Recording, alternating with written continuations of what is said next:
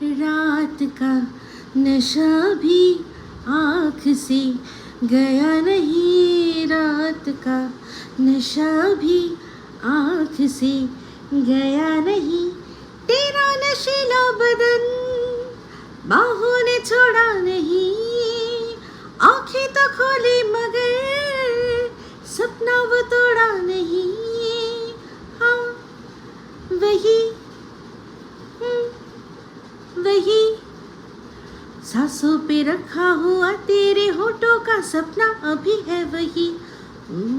रात का नशा भी आँख से गया नहीं, रात का नशा भी आँख से गया नहीं। হাই, আমি Ipsita, welcome back to my channel. চলে এসেছি আবার একটা নতুন ভিডিও নিয়ে। তো আজকে ভিডিও শুরুতেই একটা অ্যালার্ট দিয়ে দিই যে ভিডিওটা একটু বড় হবে, আর যাকে নিয়ে ভিডিও হবে অবশ্যই তাকে নিয়ে আপনাদের মন্তব্য ঠেলাঠেলি কেউ করবেন না, আরামসে দেবেন। এটা কিন্তু আমার TJM এক্সক্লুসিভ চ্যানেল, এখানে কিন্তু নো গালাগালি নো খিস্তিটা চলে না। আমি মুখে না দিতে পারি, কিন্তু তাও আপনাদের মধ্যে যদি কারোর মনে হয় কিছু বলবেন, বিন্দাস বলতে পারেন। এটা কিন্তু টক ঝাল মিষ্টি বিথ ইপসিতা নয়, ইপসিতা এক্সক্লুসিভ। তো এক্সক্লুসিভ মতামত আর তার সাথে সাথে এক্সক্লুসিভভাবে অবশ্যই সবাই আপনারা দেবেন, অপেক্ষা করবো। কিন্তু কেউ তাড়াহুড়ো হুড়োহুড়ি করবেন না, ভিডিওটা বড় হবে। তো সবাই বুঝতে পেরেছেন যে ভিডিও কী নিয়ে হচ্ছে। অবশ্যই আজকে এই ভিডিওটা এখন দালালকে নিয়ে হচ্ছে, যে মন্দিরাকে নিয়ে দালাল যে ভিডিওটা করেছে, মন্দিরার বাড়িতে গেছিল, সেই সংক্রান্ত যে প্রথম ভিডিওটা ওর কন্ট্রোভার্সি সো কল্ড কন্ট্রোভার্সি চ্যানেলে এসছে, সেই ভিডিওটা দেখে আমার যা যা মনে হয়েছে সেটাই আপনাদের সাথে এখন শেয়ার করবো। তো সবার আগে বলি যে গানটা কেন গাইলাম, কারণ এই ভিডিওটাতে দেখলাম সবার আগে বারবার করে বলল যে আমার সারা রাত ঘুম হয়নি। ওর ব্লগিং চ্যানেলটাও দেখলাম, সেখানেও যে ব্লগটা দিয়েছে সেখানেও ওই একই গল্প, সারা রাত ঘুম হয়নি জেগেছিলাম। তো বুঝতেই পারছি আমরা এখন পরিষ্কার হয়ে গেছে জলবৎ তরলম যে কেন ও দু চোখের পাতা এক করতে পারিনি, যে কিনা একটা ঘুম কাতুরে সে কেন নিজের ঘুম বিসর্জন দিল। তো দেবে না কেন বলুন, যে কিনা এত দিন মানে ভিডিওর মধ্যে থেকে, মানে ক্যামেরার ওপার থেকে স্যান্ডিকে দেখতো, ও জিসকে ডোলে শোলে, ও জিস পে মন মেরা ডোলে, এই যে ক্যামেরার ওপার থেকে যে ডোলে শোলেগুলো ও দেখতো, দেখে আর কি বোঝার চেষ্টা করতো, সেটাকে যখন সামনে পেয়েছে তো দু চোখ ভরে নিশ্চয়ই দেখবে। স্যান্ডি যে কিনা বক্সারটা ঠিক করতে হাতটা ঢুকিয়েছিল, সেই হাতটা ঠিক কতটা প্যান্টের ভেতরে ঢুকিয়েছিল, তো সেখানে অতটা হাত ঢুকালে, গভীরে হাত ঢুকালে কি টাচ হতে পারে, সেটা ব্যাট বল ভগবান জানে। তো সেই সমস্ত কিছু যে কিনা গভীরতা এরকম করে মেপেছে, সে যখন সামনের দিকে তাকে দেখার সুযোগ পেয়েছে, তো দু চোখের পাতা সে এক না করে দু চোখ ভরে সারা রাত ধরে দেখবে, সেটাই তো খুব স্বাভাবিক। তো সেই জন্য বারবার করে আমাদের বলছিল ঘুমাতে পারিনি।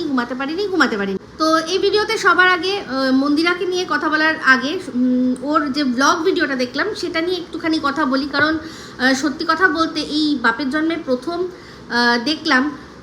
শুনলাম যে জন্মাষ্টমীতেই জানতাম যে লোকনাথ বাবারও জন্মদিন। তো সেখানে দেখলাম যে ও বলল জন্মাষ্টমী আগের দিন আর লোকনাথ বাবা জন্মদিন পরের দিন। তো লোকনাথ বাবার জন্মদিনে বুঝলাম সেরকম কিছু হবে না। তো ওই দিনেই উচিত ছিল লোকনাথ বাবার জন্য আলাদা ভোগ দেওয়া, যেটা কিনা লোকনাথ বাবার সবচেয়ে প্রিয় হচ্ছে গিয়ে ফেনা ভাত, তার সাথে বাটার।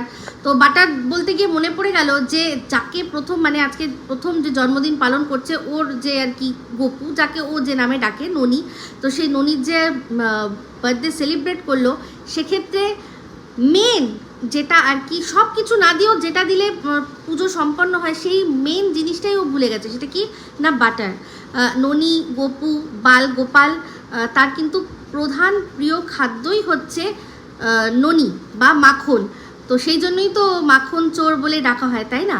তো সেই ননিটাই দিতে ভুলে গেছে। তো বুঝতে পারছেন যে এটা হচ্ছে মানে আলট্রা প্রো ম্যাক্স লেভেলে গিয়ে যখন মানুষ সেবা দেয় তখন এরকম অবস্থা হয়। তো জীবনে প্রথমবার বলছিল, প্রথম তো প্রচুর খুঁত আমার হবে, হ্যাঁ অবশ্যই তো খুদ যেহেতু ধরিয়ে দিতে বলেছে সেই জন্য অবশ্যই ধরিয়ে দিলাম। তারপর গিয়ে দেখলাম একটা জিনিস ভীষণ বোকা বোকা লাগলো, আমি ঠিক বিষয়টা বুঝলাম না। রান্নাবান্না সব করলো, বাবা তালের বড়া ভেজে এমন উচ্ছ্বাসিত, মানে বিশ্বাস করুন এই যে নিব্বা নিব্বি যেসব ছেলেমেয়েরা বিয়ে করছে তারা যখন তালের বড়া প্রথম করে তারাও মনে হয় এইরকম করে না, ও মাই গড আমি তালের বড়া ভালো করে ভাজতে পেরেছি। তাও কি না 3-4 বার করে, একবার করে দিচ্ছে সুজি, একবার করে দিচ্ছে হচ্ছে গিয়ে আটা, এরকম করে করে করে করে তারপর 2-3 বারে ওটা পারফেক্ট হয়েছে, তাতেই কি খুশি। আসলে ঠিকই কথা, ওর যেটুকু শিখেছে সেটুকুতে এইটুকু করেছে অনেক। তবে ও কিন্তু তার মানে আমাদেরকে মিথ্যে কথা বলতো। এর আগেও বলেছে যে ও নাকি ছোটোবেলা থেকে সংসার সামলেছে, ওর মা নাকি ওর কাঁধে সংসার চাপিয়ে দিয়ে রান্নাবান্না, বোনদের দায়িত্ব চাপিয়ে দিয়ে মা নাকি ঘুরতে বেরিয়ে যেত। তো সেখানে তাহলে তো ওর এইসবগুলো মানে রান্নাবান্না অনেক ভালো জানার কথা। তো সেক্ষেত্রে ও রান্নাবান্নাগুলো দেখে মনে হয় যে ও খুব ভালো রান্না জানে, অ্যাভারেজ জানে। তাও কি এক গাদা তেল না দিলে ও রান্না চোখে দেখার মতো হয় না। তো যাই হোক, দেখলাম যে নিজেরা খেয়েছে, তারপর যেটা বেঁচেছে সেইখান থেকে সবাইকে প্রসাদ দিচ্ছে। এই সিস্টেমটাই তো আমি বুঝতে পারলাম না। কারণ হচ্ছে গিয়ে আমরা জানি যে পুজো যখন হয় সবার আগে প্রসাদ সবাইকে ডিস্ট্রিবিউট করে তারপর বাড়ির লোকরা প্রসাদ গ্রহণ করে। এর দেখলাম উল্টোই পুরাণ। তার উপর আরও একটা উল্টো পুরাণ দেখলাম, সেটা হচ্ছে পুজো হচ্ছে সে সময় ঘরের চতুর্দিকে সব মানে জানলা বন্ধ, দরজা বন্ধ, আর তার সাথে সাথে হচ্ছে গিয়ে ঘরের লাইট জ্বলছে না, পুরো অন্ধকারের মধ্যে পুজো হচ্ছে।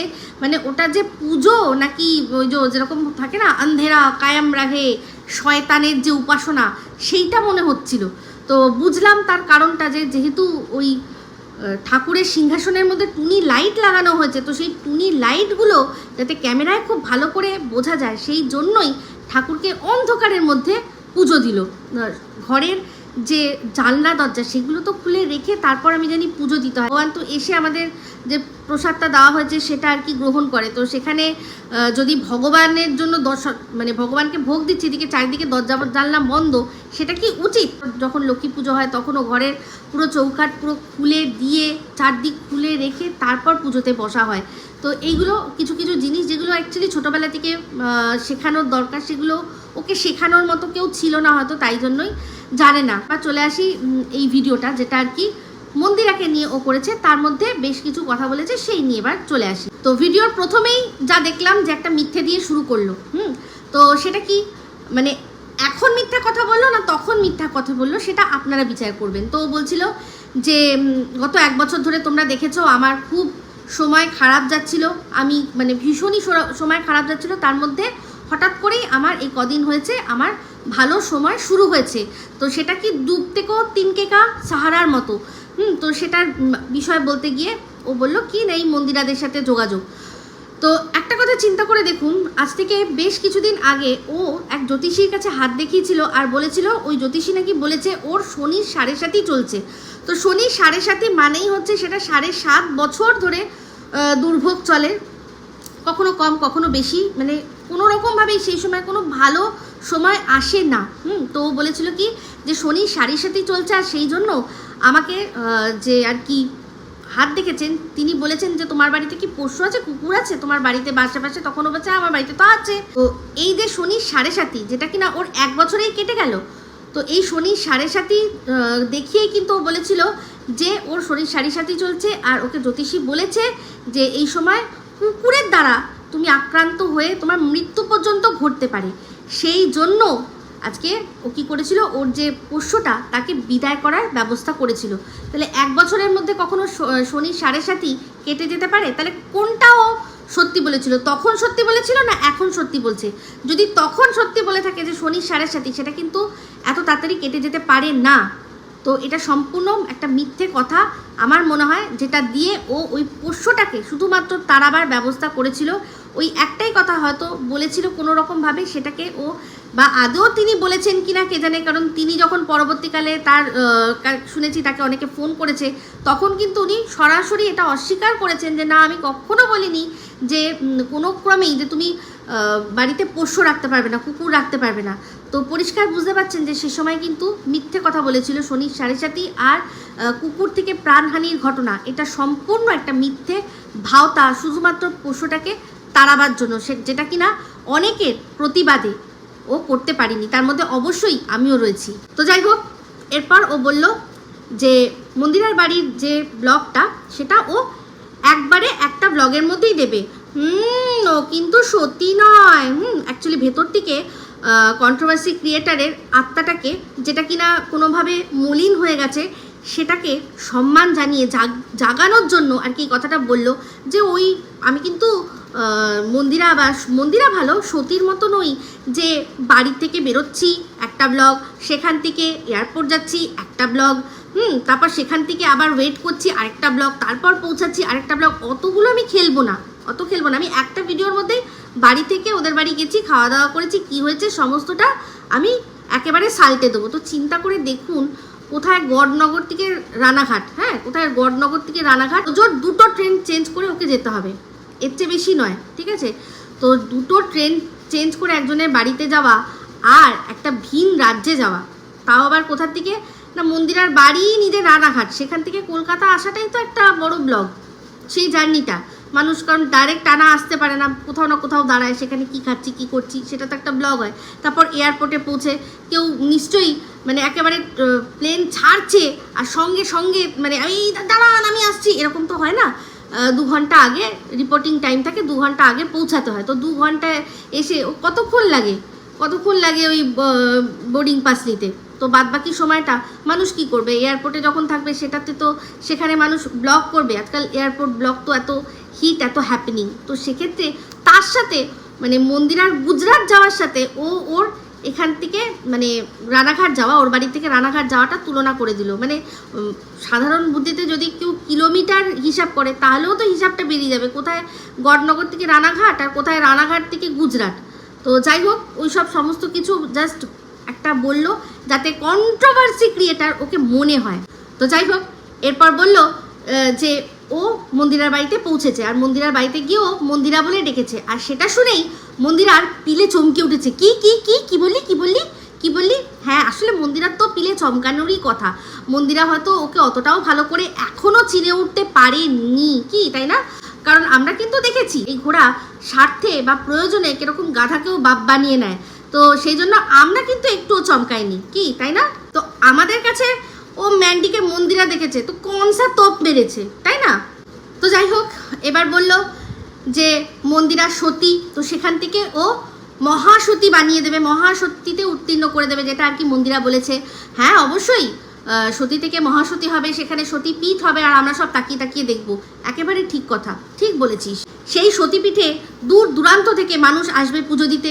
হ্যাঁ, এই যে যেমন দেখ কিছুদিন আগে কে এসেছিল, প্রিয়া যখন মন্দিরাদের বাড়িতে এসেছিল, তুই বলেছিলি যে 1 বছর আগে ভিডিওর মাধ্যমে যে থুতুটা প্রিয়া মন্দিরার ওপর ছিটিয়েছিল সেইটা জিভ দিয়ে চেটে চেটে সাফ করতে এসছে, তাই না? তাহলে এখন আমরা বলতেই পারি যে 1 বছর ধরে তুই ভিডিওর মাধ্যমে মন্দিরার ওপর যে পটিগুলো ছুটছিলি, কখনো সেটা পাতলা, কখনো মাখা, কখনো শক্ত, যখন তোর যেরকম মনে হয়েছে যে পটিগুলো তুই ছুঁড়েছিস 1 বছর ধরে, সেইটা নিজেই তুই জিভ দিয়ে চেটে চেটে সুন্দর করে সাফ করলি, তাই না? তোর যুক্তি অনুযায়ী দেখ, তুই নিজেই নিজের টাইটেলে লিখেছিলি আর ভিডিওর মধ্যেও বলেছিলি, তাই না? তো নিজেই হাগলি 1 বছর ধরে আর নিজেই সেগুলো আবার চেটে চেটে পরিষ্কার করলি। আর দর্শকরা আমরা হাঁ করে দেখলাম, কেমন লাগলো। আসলে কি বলতো, তোর আসল রূপটা না মন্দিরাই বারবার বার করে নিয়ে আসে। সেটাও জেনে বুঝে করে নাকি ওর অজান্তেই হয়ে যায় সেটা আমি বলতে পারছি না, সেটা নিয়ে আমি কোনো রকম কোনো টিপ্পনি কাটবো না। বাট এটা সত্যি কথা যে মন্দিরার হাত দিয়েই তোর আসল রূপগুলো বেরিয়ে আসে। আর যেমন সারা দুনিয়া তোকে দেখছে যে এতদিন ধরে যা তুই ওর ওপর দিলি, তোর তো আবার শুধু পটি তো না, পটি, বমি, হিসু এই সমস্ত কিছু ওর ওপর তুই করলি আর নিজের মানে জিভ দিয়েই সুন্দর করে চেটে পরিষ্কার করে সাফ করে দিয়ে আসলি। যখন গাল জড়িয়ে ধরেছিলি না, তখন বোঝা যাচ্ছিল অদৃশ্য একটা তোর জিভ ওর সারা গা থেকে যে তোর বর্জ্যগুলো এতদিনে ছিল সেগুলো পরিষ্কার করে দিলি, ঠিক আছে না?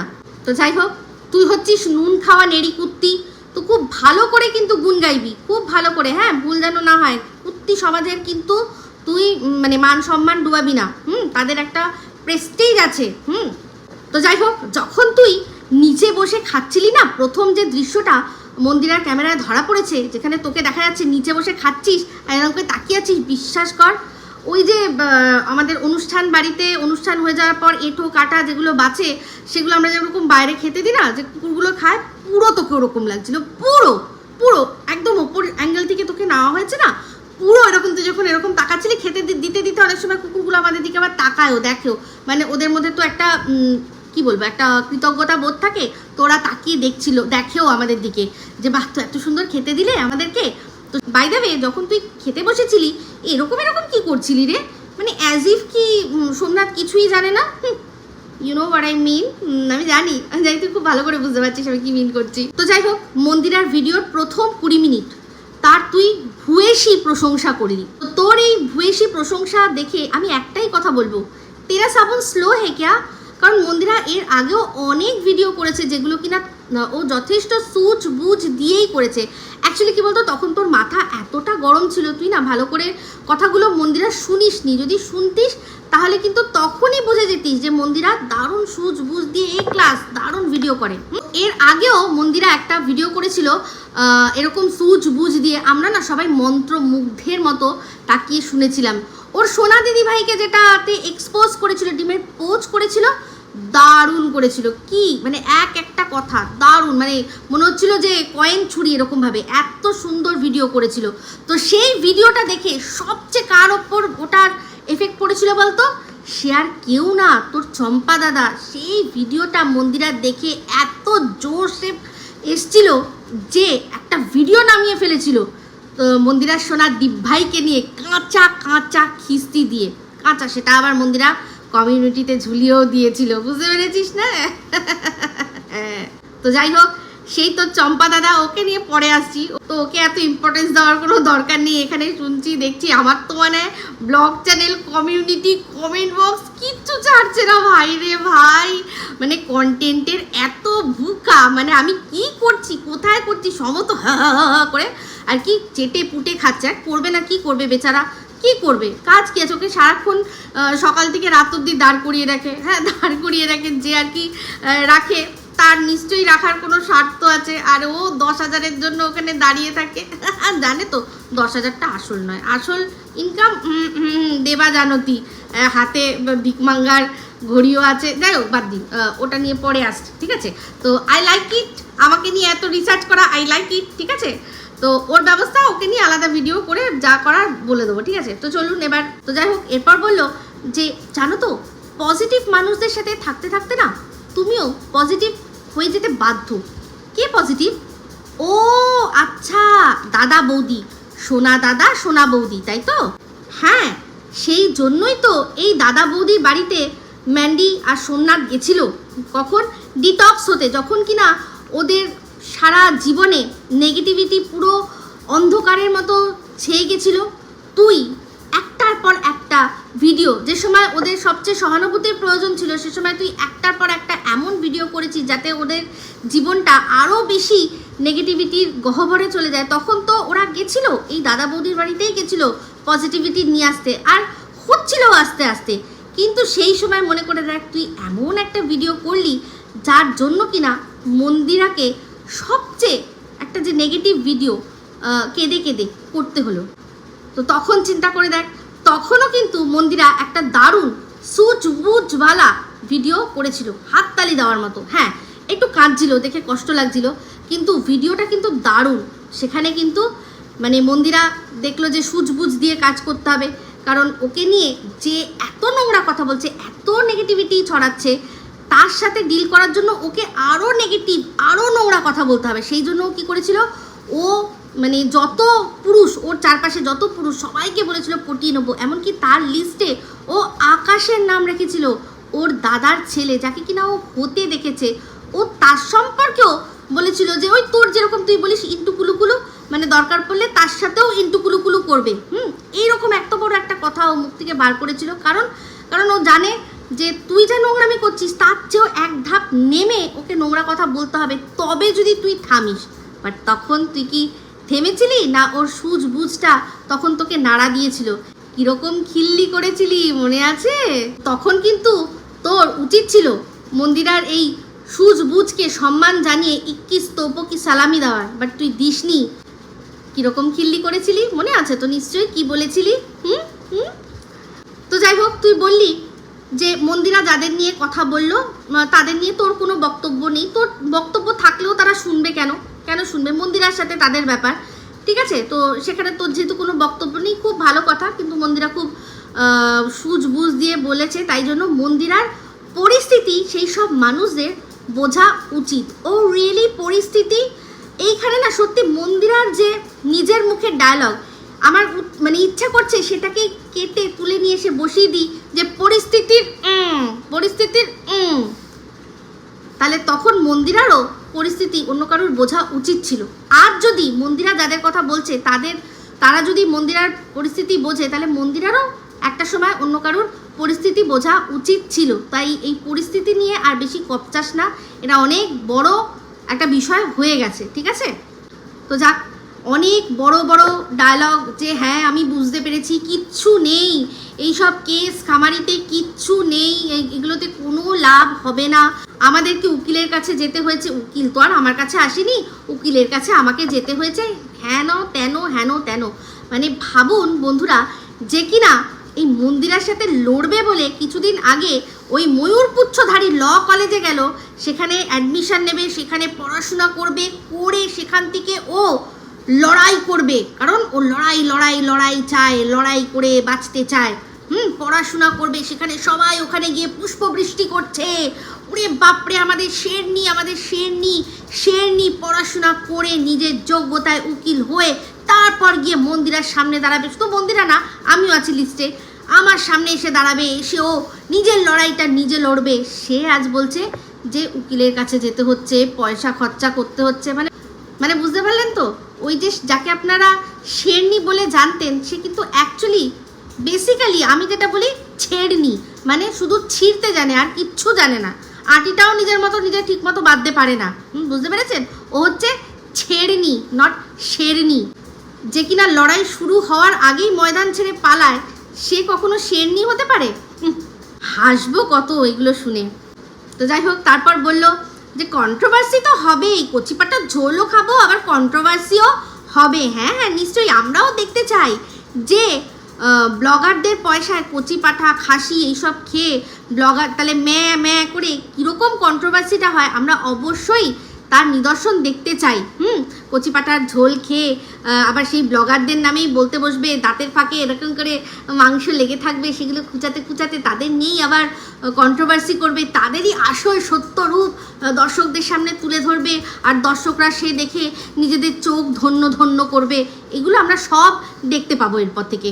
তো ব্লগারদের পোষা গোলাম কচি পাঠার ঝোল খেয়ে দাঁতের ফাঁক থেকে মাংস খুঁচাতে ব্লগারদের নিয়ে কি করবে না, কন্ট্রোভার্সি করবে। তো যাই হোক, এরপর যে কথাটাও বললো যে আমার সাথে ওয়াইটিতে অনেকেরই সম্পর্ক হয়েছে, কিন্তু সম্পর্ক আমি টিকিয়ে রাখতে পারিনি, সব দোষ আমার, এই বলে যে আমি ঝামেলায় মুক্ত হতে চাই। তো এই কথাটা যখন হলো, তো এই কথাটা আমি তুলতাম না, কিন্তু ও যে কথাটা লাস্ট বললো যে হ্যাঁ আমি সব দোষ নিজের বলে ঠিক করে নিয়েছি, বলে ছেড়ে দিয়েছি। তো এই কথাটা কেন বলছি আমি তুললাম, কারণ এই যে কতগুলো লোক বললো, আমি জানি না তার মধ্যে ও আমাকে মিন করেছে কিনা, কারণ আমার কাছে কিন্তু ওর এখনও হোয়াটসঅ্যাপে সেই মেসেজগুলো আছে যেখানে ও নিজেই বলছে যে হ্যাঁ আমার দোষ, আমি সম্পর্ক রাখতে পারিনি, যখন কিনা আমি ওকে আমার বিষয় আমার কি হয়েছিল সম্পূর্ণটা বলেছিলাম, তখন কিন্তু এই কথাগুলো ও আমাকে বলেছিল। আর এরকম অনেক দিন হয়েছে যেখানে অনেক না হোক 2 দিন তো এরকম হয়েছিল, ও আমাকে ফোন করে বলেছিল যে এই কথাটা, যে কথাটা এখন তোমাকে আমি বলছি, এই কথাটা আমি শুধুমাত্র প্রথম তোমাকে বললাম আর একমাত্র তোমাকেই বললাম, আর কাউকে বললাম না। সুসংবাদ দুটোই খবর ওর কাছে আনন্দের খবর, সেই দুটো আমার সাথে ও শেয়ার করেছিল, বলেছিল তোমার সাথেই প্রথম শেয়ার করছি আর একমাত্র তোমাকেই বলছি। কিন্তু পরবর্তীকালে আমি অন্য একজন মানুষের মুখেও শুনেছিলাম, সেও সেম ডায়লগ বলছে যে তুমি একটা খবর আমাকেই ফার্স্ট দিয়েছিলে আর একমাত্র আমাকেই বলেছিলে।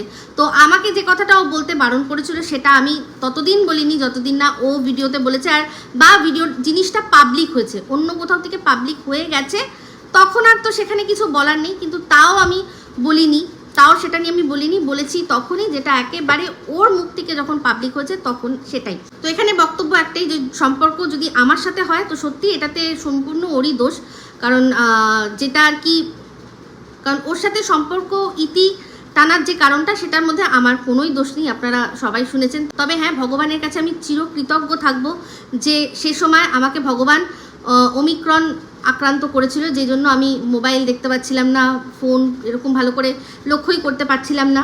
যা একটা দুটো ভিডিও করেছিলাম সে সময় দেখবেন আপনারা আমার চোখে সানগ্লাস ছিল, কারণ ওই ওমিক্রন জানেন কি হয়, সেখানে চোখ পুরো লাল হয়ে গিয়ে যায়।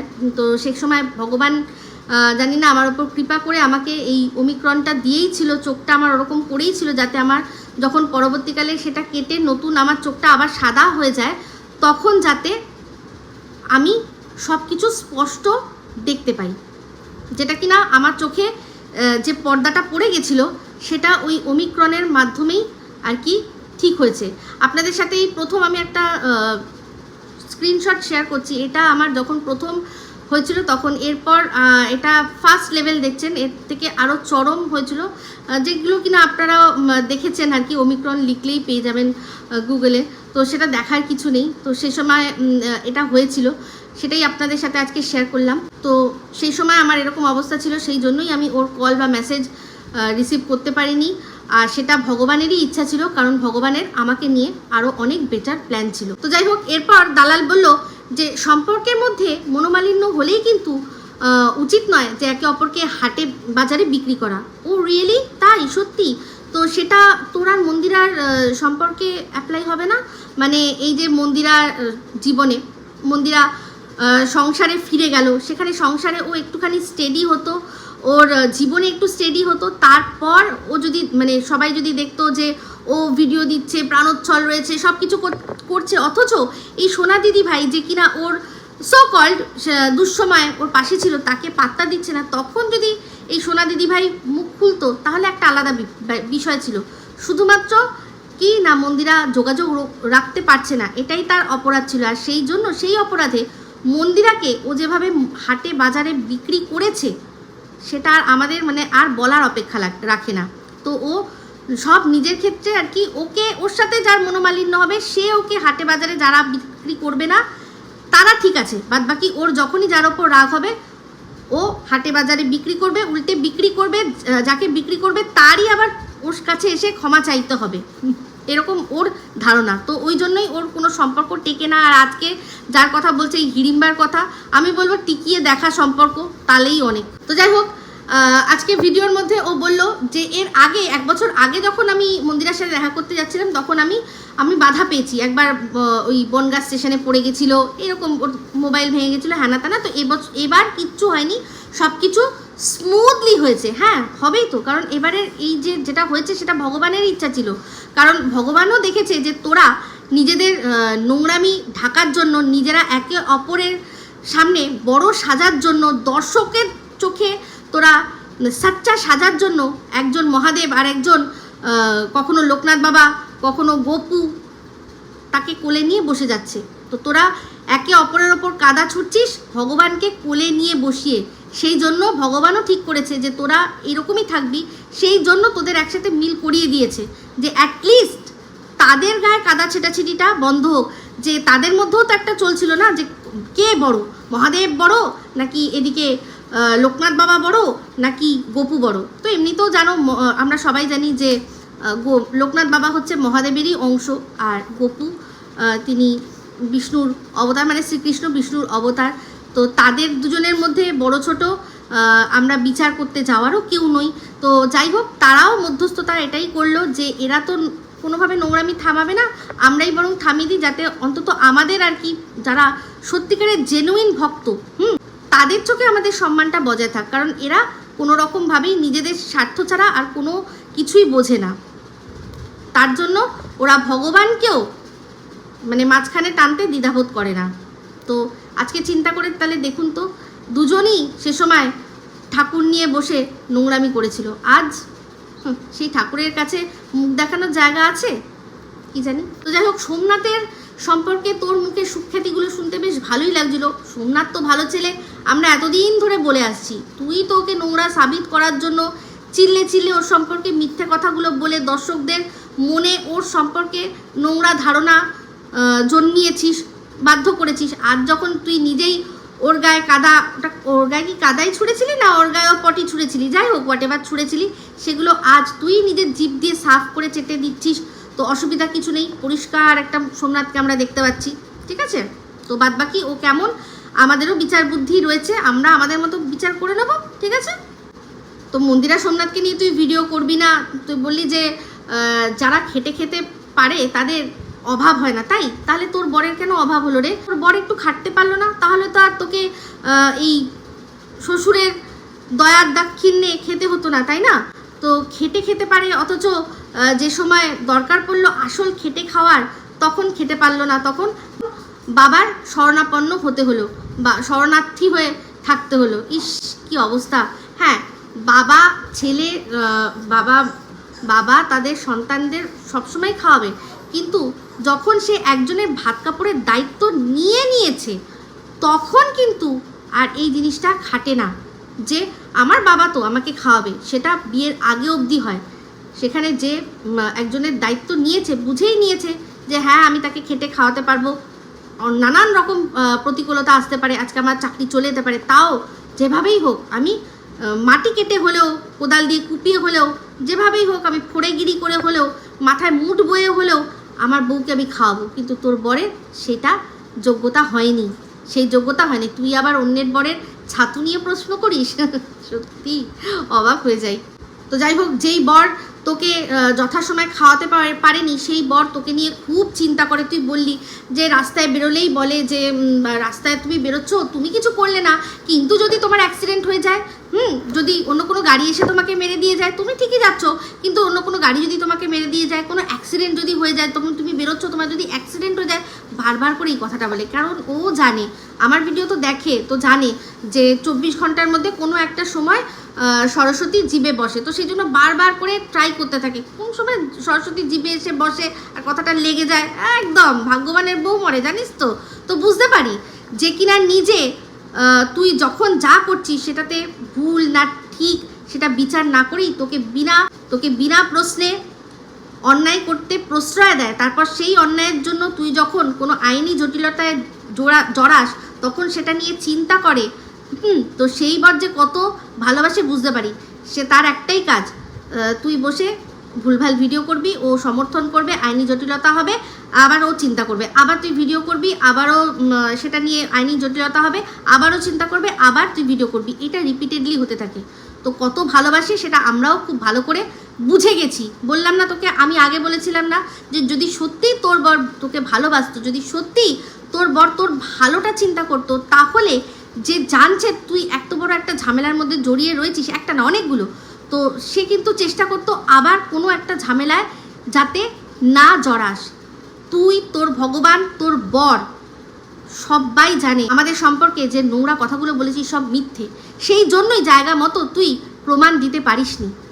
তুই ভালো করে জানিস, আর সারা দুনিয়া জানে যে একটা শপিং মল, সেখানে কখনো মানে দিনে দুপুরে কারোর সাথে এমন কিছু হচ্ছে যেটাকে হ্যারাসমেন্ট বলে, আর সেটাকে কেউ ক্যামেরাবন্দি করলো না, এটা আজকের ডেটে দাঁড়িয়ে সম্ভব নয়, আজকের ডেটে দাঁড়িয়ে সম্ভব নয়। তো আমি তো বলেইছি যে আমার কাছে সমস্ত রয়েছে। তো তুই জানিস, এই যে তুই বলছিস না পজিটিভিটি, তো পজিটিভিটির প্রধান একটা শর্ত হচ্ছে গিয়ে সত্যি। ভগবানের কাছে বা নিজের কাছে তুই নিজেকে নিজে যত সত্যি কথা বলবি তত তোর পজিটিভ মাইন্ডটা আসবে। তোর যত তুই মিথ্যা কথা বলবি, তুই যত চেষ্টা কর, তাও তুই নেগেটিভিটিকে ছাড়াতে পারবি না, কারণ সত্যি মানেই পজিটিভ আর মিথ্যে মানেই হচ্ছে নেগেটিভ, ঠিক আছে?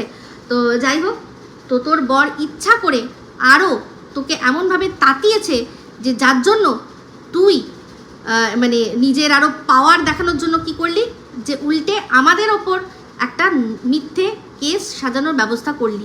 তো তোর বর যদি মানে তোর ভালো চাইতো, জিনিসটা সর্ট আউট করতো। আমার বরের এটা ইচ্ছা ছিল, আমার কিন্তু কোনো ইচ্ছা ছিল না। আমার বরের ইচ্ছা ছিল যে একটা চান্স দাও, কারণ এটা ও আগেও করেছে, বরাবর করে যাবে, কারণ যেহেতু একটা মহিলার ব্যাপার, ঠিক আছে? তো যাই হোক, সেগুলো তো তুই ভালো বোঝ যে তোর বর কত তোকে ভালোবাসে। তবে এবার যেটা হয়ে গেছে সেটা তো হয়ে গেছে, কিছু করার নেই, ঠিক আছে? আমার কোনো যায় আসবে না। আমি শারীরিক দিক দিয়েও দৌড়াতে রাজি আছি, আর আর্থিক দিক দিয়েও যতটা দৌড়াতে হয় দৌড়াবো আমি, ঠিক আছে? একদম আমি শেষ দেখে তারপরেই ছাড়বো। ওরে বাবা, দালাল যা দিল! টিলপি টিলপি টিলপি, আরে দালালের টিলপি। আমাদের হচ্ছে মিস সিলির সম্পর্কে যা যা বললো, মিসিলি কুচুটে, মিসিলি হিংসুটে, হ্যাঁ, মিসিলি কন্ট্রোভার্সির মানে জানে না, মিসিলি জ্বলন, ওর ভীষণ জ্বলন হয়, জলে সবাইকে দেখে, বিশেষ করে ওকে দেখে, এই সমস্ত কথা বললো। তো বুঝতেই পারলাম দালাল প্রথম অ্যাসাইনমেন্ট পেয়েছে টিলপির বিরুদ্ধে আর কি, ভিডিও করার। ওখান থেকে যে এসছে, দেখছেন মন্দিরাকে ও কীরকমভাবে দিচ্ছে, মন্দিরার পছন্দ হচ্ছে না, তো সেই জন্য মন্দিরাও বলেছে যে এসো সামনে এসে কথা বলো। আর তার সাথে সাথে সোনা দীপ ভাইকে প্রথম অ্যাসাইনমেন্ট এটাই, টিলপি জব্দ করো, টিলপিকে জব্দ করো। তো বুঝতেই পারলাম সত্যি ভালো লাগছিল। তবে যেগুলো যেগুলো বললো সবই আমরা জানি মিসিলির সম্পর্কে। তবে হ্যাঁ, দালাল একটা কথা বলবো, যে বেশি আকার দেখাস না, হ্যাঁ? এই যে মন্দিরার বাড়ি খেয়ে এসে দাঁত কুচাতে কুচাতে তুই যে এই তোর টিলপিকে অ্যাটাক করলি, পুরোই বোঝা যাচ্ছে, পুরো বোঝা যাচ্ছে, মানে পুরো মনে হচ্ছিল তোকে নেড়ি কুত্তি, যে কিনা ওই আবারও তুই মণি বানিয়ে নিয়েছিস, মণি বলেছে আর সঙ্গে সঙ্গে ছু করে দিয়েছে তোকে টিলপির দিকে, মানে সিলির দিকে, তুই সঙ্গে সঙ্গে টেড়ে কামড়াতে গেছিস। ঠিক এরকমই লাগছিল, কিছু মনে করিস না। আকার তোকে এখন আর মানায় না। ও যাই করুক, যতই মানে ভুলভাল কথা বলুক আর যাই করুক, হ্যাঁ, অ্যাটলিস্ট গোলামি তো করছে না তোর মতো। গোলামি তো করছে না, ভুল বুঝছে বা যাই করছে, কিন্তু তাও বলার ক্ষমতা রাখছে। তো তোর মুখে এখন আর মানায় না। তবে হ্যাঁ, তোর যোগ্যতা যা হয়েছে না, তুই আর ব্লগারদের নিয়ে ভিডিও করার মতো তোর যোগ্যতা নেই। তুই ওই কন্ট্রোভার্সি ক্রিয়েটারদের নিয়েই ভিডিও কর, এটাই তোর আসল যোগ্যতা। তোকে মন্দিরে একদম জায়গা মতো বসিয়ে দিয়েছে। কারণ তুই এবার থেকে এই প্রত্যেকটা ব্লগারের বাড়িতে যাবি, খাবি, হ্যাঁ, তাদের সাথে খাবি দাবি কলকলাবি, তারপরে যখন তাদের নিয়ে আর কি বমি করবি, বল সেটা দর্শকরা কীরকমভাবে নেবে? তো তোর জীবের আবারও দাম তুই চুকিয়ে এসছিস, মন মানসিকতা জীব সমস্ত কিছু উইথ স্পাইনাল কর্ড বিক্রি করে এসছিস, ঠিক আছে? তো যাই হোক, দালাল বললো সর্বশেষে যে ভিডিও তো হবেই, এই যে সবাই এগুলো নিয়ে ভিডিও করবে, আমার আর ম্যান্ডির বিষয়ে, সেটা নিয়ে কি আমি ভিডিও করবো না? অবশ্যই ভিডিও হবে, হ্যাঁ, বুঝতেই পারছি ভিডিও হবে, কিন্তু বললো যে ম্যান্ডি সম্পর্কে এবার যা ভিডিও করব সেটা মানুষের মতো করবো, মানে এর আগে ও যা করেছে সেটা অমানসিক, সেটা পাশবিক, ও স্বীকার করে নিল, বললো আর করব না। খুব ভালো কথা, যদি তাই হয় তাহলে যখন দাঁড়িয়ে কথা বলছিল, যখন জিজ্ঞাসা করছিল খাসির মাংস হাতে নিয়ে মুখে নিয়ে যখন কথা বলছিলি, তখন তোর ক্ষমতা হলো না এটা বলার যে এই যে আদা রসুনের পেস্ট, যেটা নিয়ে তুই দিনের পর দিন ওকে অ্যাটাক করে গেছিস, যে পুড়ে তাই জন্য এই আদা রসুনের পেস্টটা কিনে ব্যবহার করে, তোর একবারও ক্ষমতা হলো না এটা বলার যে এই আদা রসুনটার মধ্যে প্রিজারভেটিভ দেওয়া রয়েছে। এটা মানুষ অনেক সময় ইউজ করে, সেটা হচ্ছে এমার্জেন্সি ক্ষেত্রে যাদের একেবারে কোনো মানে হঠাৎ করে কোনো পড়ে গেছে কাজ, তখন উপায় নেই, সময় বাঁচানোর জন্য এমার্জেন্সি ক্ষেত্রে এটা ব্যবহার করলে ঠিক আছে, কিন্তু রোজকার ডেলি রান্নাতে এটা দেওয়া খাওয়া একেবারেই উচিত না। তোর তো খুব জয়ীর ম্যাগি খাওয়া নিয়ে তুই তো অনেক কথা বলতিস। তো এই যে এই প্রিজারভেটিভ দেওয়া যে আদা রসুনের পেস্টটা দিনের পর দিন জয়ী খাচ্ছে, সেটাতে ওর হেলথে কিন্তু ক্ষতি হচ্ছে। শুধু জয়ী কেন, সবারই। ওটা প্রিজার্ভ করার জন্য ওর মধ্যে ভিনিগার থাকে, আরও অনেক রকম অনেক কেমিক্যালস থাকে। এমনি তো আদা রসুনের পেস্ট দিনের পর দিন ভালো থাকছে এটা তো হয় না। আদা রসুনের পেস্ট করে আমরা যদি সাধারণ ফ্রিজেও রেখে দিই, সেটা 7 দিনের বেশি থাকবে না। বাট এটা দোকানে বছরের পর বছর, ওখানে যেটা লেখাই আছে পেছনে কতদিন থেকে কতদিন এটা থাকবে, সেখানে প্রায় বছরের বা 6 মাস থাকছে। তার মধ্যে কিছু না কিছু একটা কেমিক্যাল তো দেওয়া হচ্ছে, যার জন্য 6 মাস এটা ভালো থাকছে। তো সেই জিনিসটা, সেই প্রিজারভেটিভটা কোনো রকমভাবেই কারোরই শরীরের পক্ষে রোজকার খাওয়ায় উচিত না। বাট তোর ক্ষমতা হলো সেটা বলার যে এটা উচিত না। হ্যাঁ, দেখলাম ওই যে কিনা আতস কাচের মা, সে বলল যে এটা উচিত না, এটা হেলদি না। সেক্ষেত্রে মন্দিরা তখন বললো যে হ্যাঁ হেলদি না, কিন্তু টেস্ট এটাই ভালো হয়। টেস্ট এটাতে ভালো হয়, যতই টেস্ট ভালো হোক সেক্ষেত্রে বাচ্চাটা খাচ্ছে রোজকার রোজ, এটা উচিত না। বাট তুই সেটা বলতে পারবি না, তুই আর কি করে বলবি? পোষা নেড়ি কুত্তিরা কি আর এসব বলে রে? চিন্তা করিস না, আমরা আছি তো, আমরা বলে দেবো। তো যাই হোক, এটুকুই বললাম এই আমাদের সো কল্ড কন্ট্রোভার্সির কী জানো শেষ কথা, কন্ট্রোভার্সি পোষা নেড়ি কুত্তি দিদিকে, ঠিক আছে? তো যাই হোক, ভিডিওটা ভালো লাগলে অবশ্যই লাইক শেয়ার কমেন্ট করতে ভুলবেন না। যারা চ্যানেলটা সাবস্ক্রাইব করেনি তারা সাবস্ক্রাইব করে নেবেন। সবাই ভালো থাকবেন, সুস্থ থাকবেন। আবার আসছি খুব শীঘ্রই একটা নতুন ভিডিও নিয়ে। টাটা।